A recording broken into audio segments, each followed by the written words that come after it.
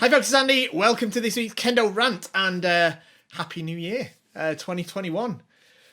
It's here.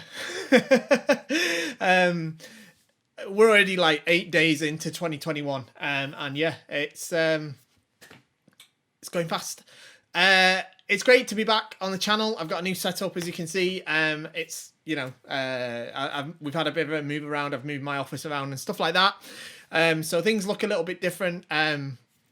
We'll see how it goes. Things will probably change as we go along with these episodes, carrying on into the future. I've got loads of questions today, some great ones for us to go through, which we'll have a look at in a moment. These are mainly questions that have come in the Kendo Show Early Access group. If you're not a member of that group, getting it, it's free to join. There's a link in the description down below. That group, basically, if you're not in that group, like, you should definitely be in that group. It's where I post all the like instructional content that I do. I put it there before it goes live on YouTube. So if you've watched any of the videos that I put out on this channel, like you know, where I'm actually teaching Kendo, remember what doing Kendo was like? That was good, wasn't it? I'm joking. Let's keep the faith, folks. We'll be back there soon. But anyway, yeah, the videos where I'm teaching Kendo, they go there before they go anywhere else. So yeah, if you want to see them before everyone else, then get in that group. It's where you can post your questions for me to answer in these Kendo Rant videos as well. So yeah, get in the group. Another thing as well, just before I jump into this, obviously shop at KendoStar, like, share, subscribe, all that stuff. You know to do that by now, right? I mean, this can't be the first. If this is the first video of mine that you're watching, welcome to the channel. I run a brilliant Kendo shop called KendoStar. You should shop there. Anyway, I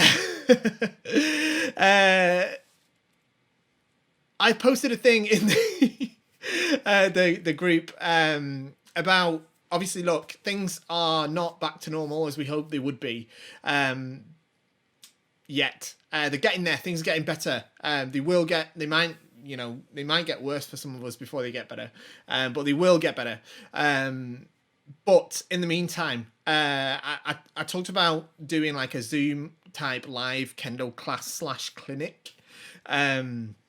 Loads of positive feedback on that. Probably something I'll look into setting up, considering lots of people are looking at or are happy to join it or interested in joining it. Basically, what I'm sort of thinking about, and this is just an idea I'm toying with, is doing a kind of live, it's the kind of Sabrina-long type session that I know lots of dojos are already doing around the world. But, you know, I thought it'd be great for our community to do it. As I'm putting these instructional videos out there anyway, you know, if we could run some kind of live Kendo class, and I'd like to be able to give sort of live feedback as we're doing it as well, so it wouldn't just be copy me. You know, we'd have a plan, we'd do it, and then I'd give you out some live feedback as well. So that's something I'm thinking of doing. Of course, it'll all be free. I never charge for content, you know that. That isn't what we do. If you want to support us, then shopping at KendoStar is the way to do that. Otherwise, yeah. What do you think? If you know, if you didn't comment on the thread in the group, then let me know in a comment down below or something what you think about me doing live Kendo classes. Finally, before we jump into these questions, I know this is a long preamble, don't skip it, though I don't know why I'm saying that, because if you were going to skip it you already would have, but there's a new video I've just put out as well, a new instructional video about doing Men Nukido, Men Kaishido. It's part of the series that I've been doing about the sort of short videos. I did Men Suriage Men as well. I've got another couple sort of in the bank, really ready to release in the coming weeks as well.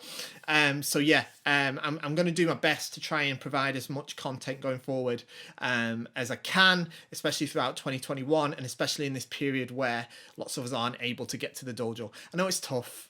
It's tough on me too. I've never gone this long without doing Kendo properly. It's frustrating. It's horrible. But we'll come through it. All right. That's what we do as Kendoka. All right. We'll overcome this just like we overcome other difficulties and tribulations that face us. So yeah, try and keep the faith. Like I say, I know it's hard to keep up the enthusiasm for Kendo. I know it's easy to kind of forget about and stuff like that, but don't do that. Let's keep on the positive side of things. Okay. Right, let's get to these questions. I've talked enough now, eh? Right, I've heard a few people making reference to style in terms of the one engages in Shiai play style, if you will, for lack of a better word. I'd like to know what these styles might be and how you identify them with others or even with yourself. So I know what you mean, but I don't think it's as cut and dry as it sort of sounds. So of course, people have different their own sort of styles of kendo, especially once you get past a certain kind of level of competency, then you do start to develop your own style, because you know, we're not all clones of each other, we're not robots. You know, so yeah, there's, you know, there is a point at which you sort of diverge into your own kind of style of kendo. And yeah, I mean, there's players that prefer certain types of waza, certain types of technique. There's players that are very aggressive, players that are a little bit more, I wouldn't say defensive, but perhaps passive. There's that, but I wouldn't say like, oh, that's X style, that's Y style. It doesn't really work like that, because, you know, we're all working towards being well-rounded, I think. But at the same time, yeah, there definitely are different sort of play styles between individual players. I don't think it's to the point where you could massively, excuse me, group people into like, this is this play style. And you know, those play styles, they kind of suit different things. And that's why sometimes you can have a player who's extremely successful in tournaments, and then a player that's for some reason just, you know, they're good, but just for some reason they're not that successful in tournaments. But then when this player meets this player, for some reason, like this player struggles with this player's style and can't actually overcome them. That happens quite a lot as well. Or like sometimes you have like, oh, that, you know, this person's style of kendo is well suited to playing as the senpo or something like that, or chuken or something like that in the team. That's the position in the team, by the way. Senpo is the first player in a team. So that's my sort of take on that. I wouldn't say there's like a, you know, specific one. And about identifying with myself, I don't really know. I mean, you know, I don't know. I don't know how I would describe my style of kendo. I very much like the banawaza, for example, but like if I do kendo with, you know, a high grade sensei, I'm not going to be whipping out the banawaza. It doesn't work. So I don't know. It's a bit difficult to answer that. Next one, I was wondering of the validity of one-handed door strikes. I've seen several videos where kendoka hits the door with only one hand on the shinai as the strike is made, and it's counted as ippon. I'm just wondering, is this bad technique, or is there another way, or just another way to make the strike? Thanks. Brilliant question. Now, first off, I just mentioned before, I've got a new instructional video about men nukido, men kaishido, and I do touch on this on there. You're supposed to really make the strike with both hands. You really need to do that to make a proper strike that's solid and good enough to be considered ippon. Sometimes you can slide your hands together to get the leverage, you know, as you sort of maneuver the shinai. That's quite common. It's something I do myself. And it is okay to let go with the left hand after the strike is made as you pass the opponent, because otherwise the shinai can get a little bit awkward. So most players will make the strike with, it's actually made with both hands, and then they'll release the left hand quite quickly after that, and that can look like it's a one-handed strike. But for the most part, I think the best players will tend to, and what is considered correct is to have both hands on the shinai and then release the left hand after the contact has been made. Now, is that 100% of the case all of the time? And if, you know, if somebody doesn't do it that way, is it 100% of the time not ippon? No, that isn't how it works either. Sometimes you know, of course they take in the whole situation, of course. So it's not that, you know, saying that if you strike without holding in the left hand, it can never be considered ippon, because that's too close-minded of an approach. That isn't how judging Yuko Dotto works. But at the same time, in your practice, you should try to keep both hands on the shinai when you make the strike. Any advice to people who've never won a single tournament? Asking for a friend. I'm not going to give a sarcastic answer. Look for a smaller tournament. Nah, I'm kidding. Lots of people have never won a single tournament. Lots of people have. It's hard to win a tournament. It's not something that everyone does or should experience. Actually. The only advice I've got for you is train harder. Now, obviously, that's difficult right now. I get it. But I can't.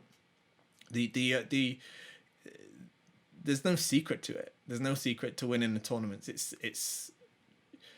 It's not training more than everyone else, because then the person that trained the most would always win, and that's not the case. But it is the case that you have to try and do that. I mean, you have to try and apply yourself more than everybody else to it.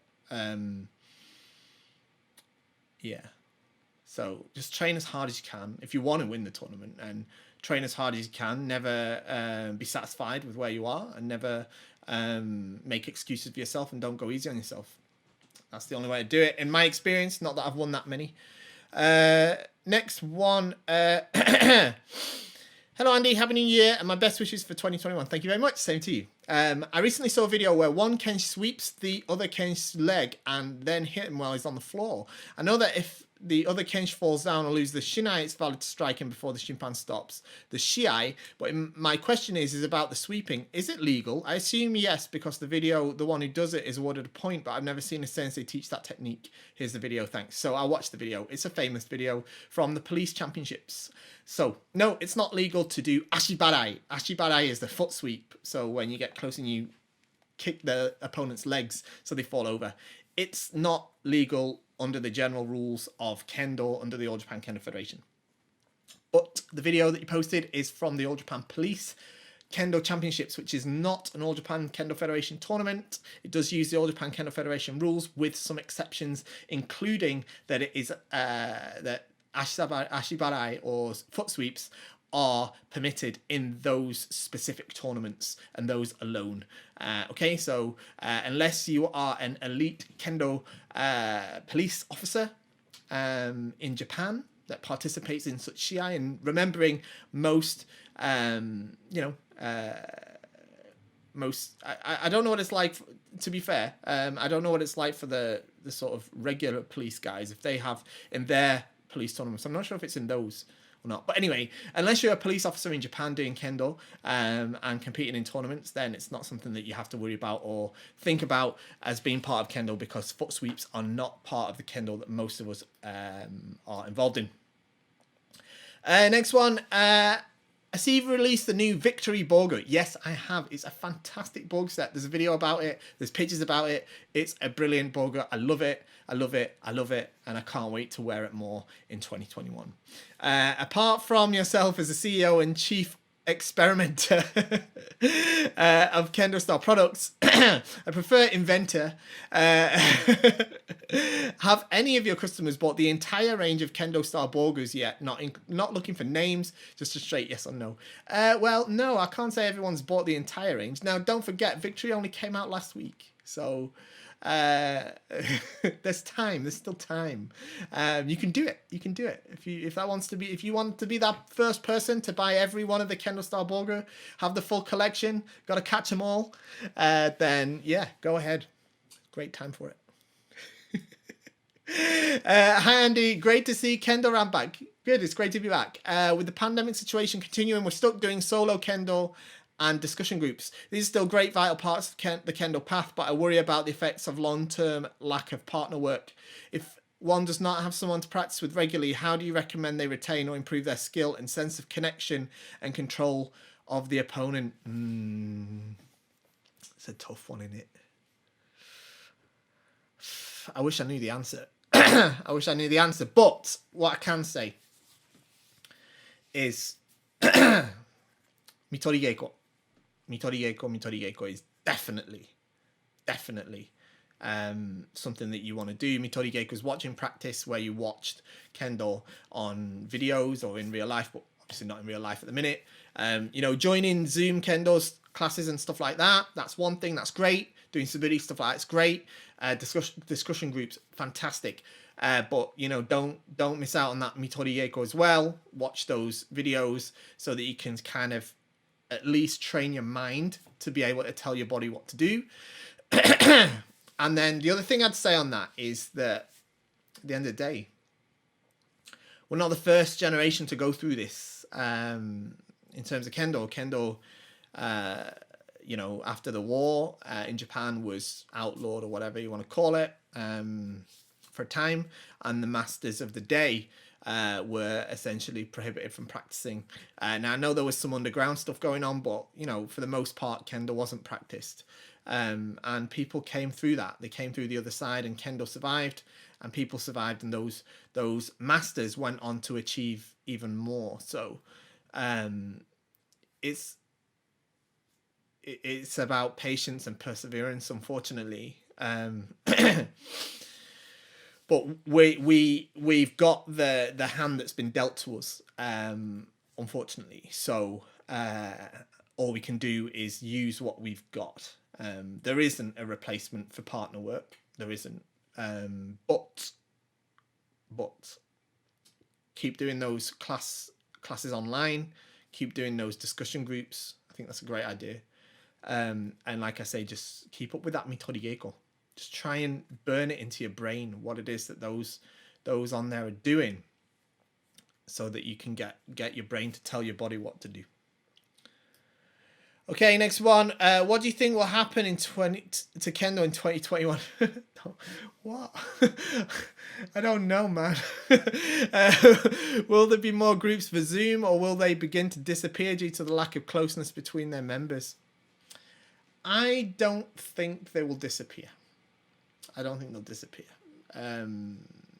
Unless dojos start to open en masse, which I believe that will start to happen before too long. I say I believe, I hope, I wish. I can't say I believe, I haven't a clue. But you know, there's vaccines and stuff coming out. Medication's getting better. I'd like to think that, you know, this time next year we'll be out the other side of it and back to practicing as normal.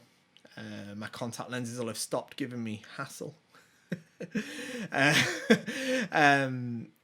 And yeah, but in the meantime, while we've got the situation, no, I don't think people will start to sort of lose closeness and stop. It might happen. It might. I mean, Zoom classes will probably lose membership over time, just like dojos do. But we're going to have to innovate. We're going to have to just try to keep encouraging people to keep together and do it. When you're doing your Zoom classes, yeah, if you run a Zoom class, like I say, I'm going to probably start doing one soon. I'm not sure how regular it's going to be. I'm not sure if it's going to be an every week thing or just a once a month thing or whatever. I don't know. It depends what time I've got and what I've got to get a setup for it yet. But if you're someone that's running a Zoom class, like, don't make it about stamina and how many you can do. Like, it's not about doing 10 million Suburi. It's about making yourself better at Kendo. And what Suburi is really good at is, it's really good for making you better at Kendo, but not if you just do a load of it that's meaningless. You can train yourself into bad habits with Suburi as well. So you're better doing 100 fantastic, meaningful Suburi than 100,000 like rubbish ones. I said it before, but I really, really believe that. I mean, if you want to do something that's going to make you tired, like if you want to kind of, you know, do the whole, it's not like in a Kendo context. There is a context where like Suburi from hell is like a thing, you know, like in Gashuku training, you know, like group trainings and stuff, especially for national teams and stuff. But we're not in that context. We're not in that situation. Like, we're not in that. So I don't think that's relevant. If you want that kind of practice, that kind of situation where it's more about like really pushing yourself through a difficult time and overcoming yourself, you'd be better off like looking at some kind of intense HIIT, is it called? High intensity interval training or something. Yeah, see, I'm an expert. There's loads of videos like that on YouTube. You'd be better at doing something like that rather than like substituting a shinai for something. You know, like kind of forcing a shinai into it and then teaching yourself to do stuff weird. That's my opinion anyway. Next one. You have 2 beautiful tenaguris on your range based on Hokusai's 36 views of Mount Fuji. Do you have any plans to introduce more tenaguris from this series of prints? No. I don't, and the reason for that is I don't manufacture those tenaguris. We import those tenaguris from a supplier in Japan, and they currently only have those 2 designs. If they print more, we'll stock them as well. But they're the two most famous prints, which is probably why that company makes them into tenaguri. But unless they start making them with other prints, but we don't do it. It's not our thing. That our thing is like these wonderful tenaguris like this. You see me reaching across there. Like this one. It's a fantastic. It's one of my favorite ones. Love this one. This is one we really need right now. Actually, I've got it back to front. Kano ni suru. Making possible. Kano. Make dreams come true or wishes come true. I think we need some of that right now for 2021, don't we? Link in the description. Next one. What's in my Fukubukuro, sensei? What? Okay. This is in reference to the current sale we've got on at KendoStar, where we've brought back the Kansha Fukubukuro bundle deal, where like you spend 250 British pounds and you get 500 pounds worth of kit in the bundle. It's based on the Japanese Fukubukuro kind of thing that they have in their sales culture. They often do it at New Year. That's why we've done it. And it's basically you get double the value of stuff for the price you pay. And it's literally like, I'm not talking about like retail prices, like the £500 GBP that we use to calculate the value of the stuff is the sale prices. So you're really getting that. Like normally to buy all that stuff separately, you'd actually have to spend the £500. So it's a pretty good deal. It's limited though, and they're going fast. So if you want one, get one. As for what's in your Fukubukuro, well, if you're talking about the Fukubukuro bundle deal I'm talking about on KendoStar, well, I can't tell you. It's a secret. It's top secret. What would be the fun in telling you what's in it? If you mean it in some other way, Fukubukuro means lucky bag, and I don't want to know what's in it. Hey, Andrew, I was thinking about starting up... Andrew, I've got my Sunday name there. Christ, did my mum write this? I was thinking about starting up a workshop for people who have never done Kendo before. Probably not. It's probably not my mum.